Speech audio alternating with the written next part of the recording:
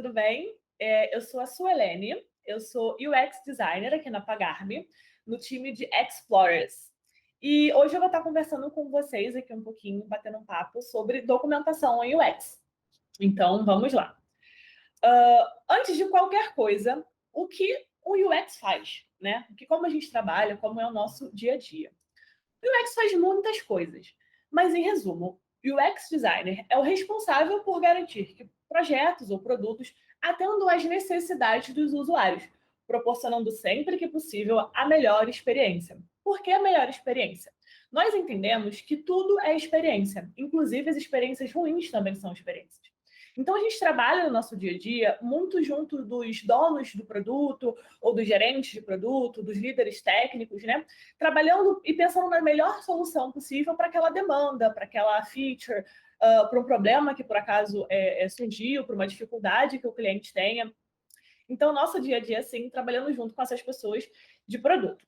E como que a gente faz isso, né? Nós elaboramos pesquisas quantitativas e qualitativas. A gente faz mapas de navegação de usuário, testes de usabilidade, a gente cria e desenvolve soluções inovadoras. A gente faz protótipos de tela, fluxos de processo dentro desses protótipos, criação de personas, jornada dos usuários e como a gente faz jornada de usuários e várias outras coisas que a gente faz no dia a dia para poder chegar na melhor experiência para os nossos usuários. E o que acontece se a gente não tem uma documentação, né? Como vocês viram, a gente trabalha com muitas coisas.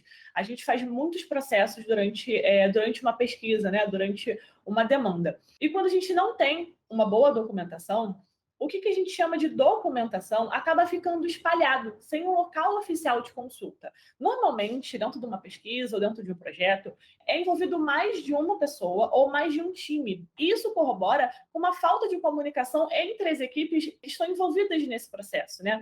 Então, imagina que cada pessoa que está fazendo aquele processo decide fazer a sua documentação própria e não compartilha com os outros times. Isso ocasiona numa falha no desenvolvimento do próprio projeto. Porque o time, ele não está focado num objetivo só, eles não estão falando a mesma linguagem. Então, acaba que ficam buracos. E com esses buracos, a gente fica sem histórico do projeto. Porque daqui a 6 meses ou daqui a 3 anos, a gente precisa voltar naquele projeto, naquela tela ou naquela feature, para entender melhor o que foi feito, ou para fazer uma melhoria, ou para corrigir um problema, e a gente não vai pegar isso do zero, né? A gente já tem um histórico, a gente já tem documentado tudo o que foi feito. Quando a gente não tem isso, a gente não tem esse histórico do projeto, a gente perde informações e acaba tendo retrabalho. A gente sabe que retrabalho gasta tempo e tempo é dinheiro.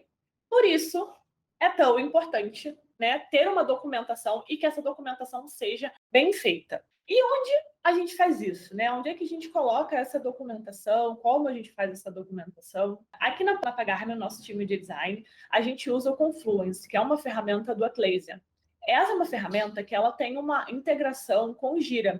Então, para os times que usam o Gira, que criam as tarefas no Gira, é muito boa essa integração, porque a gente consegue linkar automaticamente as tarefas, os epics que são criados, e a gente consegue ter um controle ali dentro. O Confluence, ele trabalha através de paginação. Então, você consegue criar uma página, né, uma caixinha daquele projeto, e criando subpáginas daquele projeto, onde a gente consegue deixar tudo organizado. Ele te dá uma determinada liberdade para você conseguir organizar essas informações de forma fácil, estruturada na tela, além das integrações, que ele tem integração com Figma, integração com o próprio Gira, né? Que a gente consegue colocar os arquivos lá, a gente consegue embedar algumas coisas, colocar imagens, vídeos, GIFs, enfim, tudo que facilite essa documentação e fique fácil para outras pessoas verem também. Uma outra coisa muito legal é que a gente consegue trabalhar simultaneamente, né? Mais de uma pessoa do time consegue usar o Confluence no mesmo momento. Então, a gente consegue ter essa atualização contínua do que é a documentação. Uma outra ferramenta muito legal é o Notion. O Notion é uma ferramenta de documentação mesmo, uma ferramenta de texto.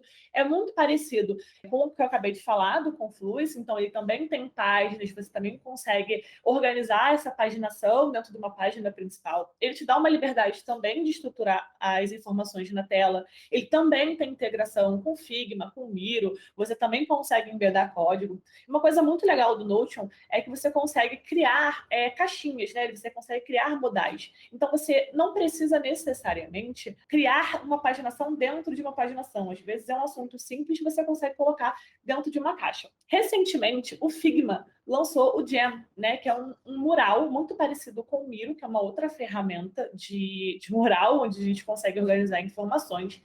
E o Figma, ele é uma parte dessa documentação onde a gente consegue visualizar, né, de uma forma mais gráfica, né, ter uma noção maior e organizar melhor as informações na tela. E a gente trabalha diariamente com isso normalmente a gente faz quadros de matriz CSD, ou a gente consegue fazer uma dinâmica com o time, organizar os post-its com as informações da melhor forma. E se você não tiver nenhuma dessas ferramentas, ou você não tiver acesso, você não puder usar, não tem problema, porque o Google ele fornece de graça para gente o Google Drive com as ferramentas do Google Docs, com planilhas, apresentações, que estão ali, a gente consegue trabalhar também de forma colaborativa com outras pessoas envolvidas. Só tem uma observação no Google Drive que a gente precisa ter muita atenção, que é quando você cria uma pasta do projeto, a gente precisa ter muita atenção para que essa pasta esteja sendo compartilhada com as outras pessoas, ou seja, para que todo mundo tenha acesso a esse documento. Então, isso o tipo de coisa dentro do Google que a gente tem que estar um pouco atento, porque senão acaba tendo o mesmo problema que a gente viu lá no início, de cada um fazer a sua documentação, cada um ter a sua pasta do arquivo. E, na verdade, a gente tem que ter uma pasta só compartilhada com outros membros do time. E como a gente faz a documentação em si, né? Então, nós vimos por que a documentação, o que acontece se a gente não tiver uma documentação, nós vimos onde fazer a documentação e agora como a gente faz essa documentação. Eu vou compartilhar com vocês um pouquinho da minha experiência, de como eu faço aqui dentro da Pagar.me. Lembrando que todas as técnicas e tudo que a gente está passando, você precisa adaptar para a sua realidade. Às vezes, não necessariamente uma regra que eu sigo vai servir para você. Mas eu vou compartilhar com vocês aqui hoje. Então, a primeira coisa que eu faço é definir os objetivos, né? Então, antes de fazer qualquer coisa do projeto, eu coloco ali todas as informações que eu tenho básicas sobre aquele projeto. Qual é o objetivo? Qual é o briefing? O que aquela demanda precisa? Quais são as pesquisas que eu pretendo fazer com aquela demanda? O que eu quero alcançar? Então, só para a gente ter um ponto inicial, para a gente não se perder e sempre ir focando no objetivo. Depois é a parte de alimentar com as informações, ou seja, onde a gente literalmente vai colocar toda a coleta de dados.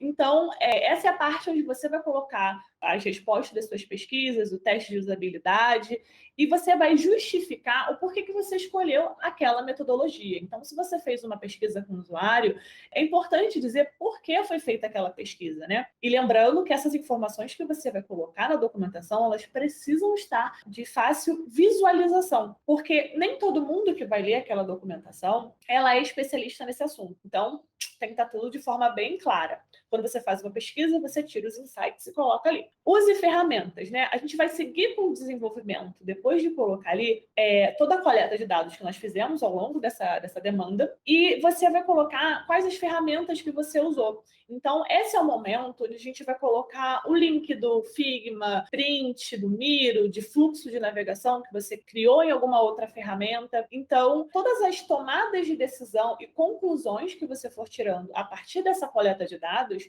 esse é o momento de você colocar na documentação. Em seguida, a gente precisa manter tudo conectado, porque os documentos, eles não são partes isoladas da pesquisa, né? Eles fazem parte de um todo o organismo, e a pesquisa e a documentação é um documento vivo. Então, a gente precisa estar sempre atualizando ele. Então, às vezes, é necessário a gente voltar em algum ponto, rever, bater uma informação com a outra. Descrever o que foi decidido. Depois de todo esse processo, onde a gente coloca os dados que foram coletados, as conclusões que nós tiramos, a gente precisa ir definindo as prioridades. E o mais importante, esse é o momento de compartilhar com o time, né? Uma documentação, ela precisa ser lida. Ela foi feita, ela é desenvolvida para ser compartilhada. Por isso que ela tem que estar sempre de forma mais clara possível para quem está lendo. Né? Então, você precisa compartilhar com o seu time, compartilhar o que você tomou de decisão e anotar, né, o que foi decidido. Manter esse histórico. Então, às vezes, você está conversando com o time que está desenvolvendo aquela demanda e a gente decidiu não colocar isso agora, a gente decidiu não tocar essa parte da demanda agora, a gente vai tocar para um outro momento. Então, documenta isso também. É importante a gente colocar, olha, decidimos que não vamos colocar, não vamos dar seguimento com essa parte da demanda por X razões aqui, está documentado para a gente ver depois. E, por fim, não menos importante, a documentação precisa estar acessível. Né? É um documento onde todo mundo vai ver, é um documento onde todo mundo precisa entender. Então, ele precisa estar numa página muito bem organizada, de fácil acesso. É importante a gente colocar o nome correto na documentação daquela demanda. Então, se um projeto é um projeto sobre priorização, né, priorização de demandas, escreva de forma clara o nome do arquivo, o nome da pasta, o nome do projeto, porque a pessoa que vai estar procurando, que às vezes não entende aquilo, ela vai saber onde ela vai buscar, sabendo pelo título do projeto. E aí nós temos as vantagens da boa documentação. Então, nós já vimos aí o que acontece se a gente não tem uma boa documentação, nós já vimos como fazer a documentação, onde fazer essa documentação e quais são as vantagens de a gente ter essa documentação, né? A documentação, ela é uma peça-chave no registro das nossas pesquisas, em tudo que a gente faz dentro de UX, né? Então, ela cria uma fonte confiável de informação, ou seja, todas as pessoas envolvidas naquele projeto, elas têm confiança naquilo. Olha, compartilha comigo aquele documento que você fez, porque as pessoas vão ali para buscar essa informação. Ela mantém a consistência e a colaboração entre os times. Então, se a gente não tem, se não tendo uma documentação, a gente cria falhas, né? Tendo uma documentação e uma boa documentação, a gente tampa essas falhas, a gente faz com que os times que estejam envolvidos naquela demanda, eles conversem entre si. Ela serve como uma base para projetos futuros. E isso é muito importante, porque se a gente precisar, daqui a 3, 4, 5 anos, pessoas novas entrando na equipe, a gente não precisa voltar do zero, a gente continua de onde a gente parou, a gente tem a justificativa de tudo que a gente fez. Ela serve como uma fonte norteadora para novos envolvidos no projeto. Então, como eu acabei de falar, a gente tem pessoas novas chegando no time, o mundo de tecnologia cresce muito, a gente tem sempre gente nova entrando e a gente não precisa parar para dar uma aula sobre aquele produto. A gente consegue fazer com que essa pessoa leia a documentação e consiga entender tudo, porque vai estar tudo de forma clara ali para ela. E ela evita falhas no desenvolvimento do projeto, né? O projeto ele não vai ficar com buracos, ele não vai ficar incompleto, porque ele vai ter uma boa documentação. Então, como a Mamacita disse, qualquer coisa, a gente faz uma documentação. E é isso, galera. Muito obrigada pela atenção de vocês. Espero que eu tenha conseguido passar para vocês um pouquinho de como é a documentação em UX, principalmente de como o meu time trabalha aqui na Pagar.me. E obrigada!